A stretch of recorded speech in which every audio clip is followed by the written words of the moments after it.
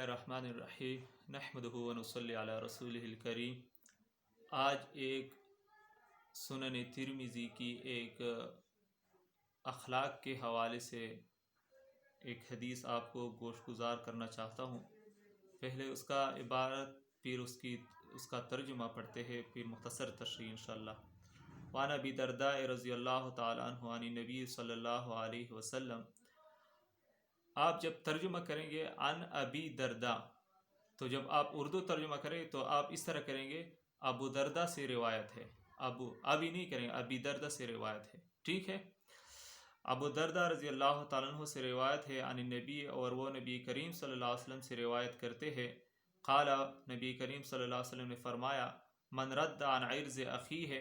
रद्द हो असल के वही वापस कौल होता, रद्द करना, वापस करना, लेकिन उसके सिले में अन आया है तो यहाँ पर इसका मतलब बनता है दिफा करना।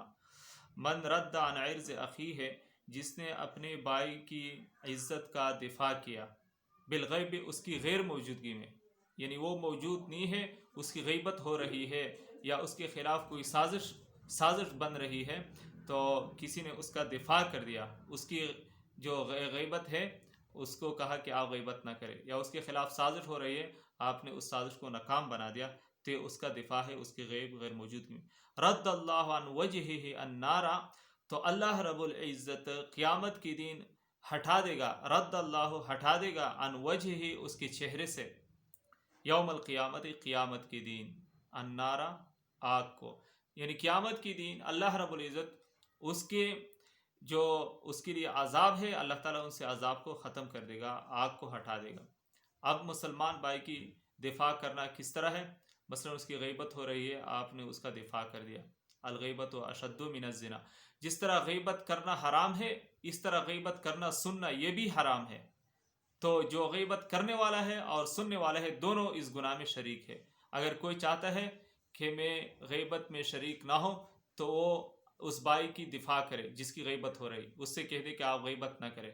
या अगर आप इस तरह नहीं कह सकते, तो फिर आपके लिए आप पर लाजिम है कि इस मजलिस को आप छोड़ दें, बस उसको उसी मजलिस से आप चले जाएं, ये भी उसके लिए दिफा में काफ़ी है, क्योंकि यहाँ पर उसकी गैबत हो रही है। तो अगर ये ज़बान की जो है ना, नबी करीम सल्लल्लाहु अलैहि वसल्लम फरमाते हैं, अगर कोई मुझे दो चीज़ों की ज़िम्मेदारी दे कि वो उसको सही तरीके से अल्लाह ताला के हुक्म के मुताबिक इस्तेमाल करेगा, तो मैं उसकी जन्नत का ज़ामिन हूँ। और वो दो चीज़ें क्या है?